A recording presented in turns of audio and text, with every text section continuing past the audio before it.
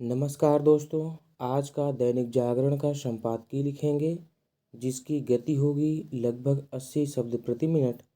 Dictation के दौरान comma और विराम भी बोला जाएगा। डिक्टेशन स्टार्ट होगी 5 सेकंड बाद। स्टार्ट। इसकी जांच आवश्यक ही नहीं, कॉमा अनिवार्य है कि भारत में मतदान बढ़ाने के नाम पर अमेरिकी सहायता किसे मिली और उसका उपयोग कहाँ एवं कैसे हुआ? प्रश्नवाचक चिन्ह। इसकी आवश्यकता इसलिए बढ़ गई है, कॉमा क्योंकि पहले एलन मस्क ने इस पर आपत्ति जताते हुए उसे रोकने की घोषणा की, कॉमा फिर अमेरिकी राष्ट्रपति डोनाल्ड ट्रंप ने उसे भारत में सत्ता परिवर्तन के उद्देश्य से इस्तेमाल किए जाने का संदेह जताया और फिर यह भी कह दिया कि वह एक तरह की दलाली थी, विराम। यह कहकर उन्होंने बाइडेन प्रशासन और वित्तीय सहायता देने वाली सरकारी एजेंसी यूएसएड को ही कटघरे में खड़ा कर दिया, विराम। एलन मस्क पहले ही इस एजेंसी को आपराधिक संगठन कह चुके हैं, विराम। हालांकि ट्रंप ने यह तो कहा कि मतदान बढ़ाने के नाम पर दी गई अमेरिकी सहायता के बारे में भारत को बताना होगा, कॉमा लेकिन पता नहीं कि वह ऐसा करते हैं या नहीं? प्रश्नवाचक चिन्ह। यह संदेह इसलिए, कॉमा क्योंकि कुछ भी कहकर सनसनी मचाना उनकी आदत है, विराम। इसे देखते हुए विदेश मंत्रालय को यह सुनिश्चित करना चाहिए कि इस मामले की जांच इस तरह हो कि दूध का दूध और पानी का पानी हो, विराम। ऐसा इसलिए भी होना चाहिए, कॉमा क्योंकि यूएसएड से मिली सहायता को लेकर परस्पर विरोधी दावे किए जा रहे हैं, विराम।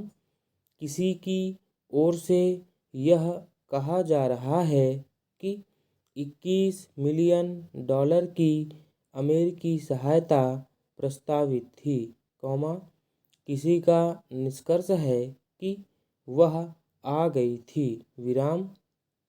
कोई यह कह रहा है कि उक्त वित्तीय सहायता भारत नहीं, कॉमा बांग्लादेश को दी गई और कोई यह कि पैसा किसी अन्य अमेरिकी जांच एजेंसी के जरिए भारत ही आया, विराम।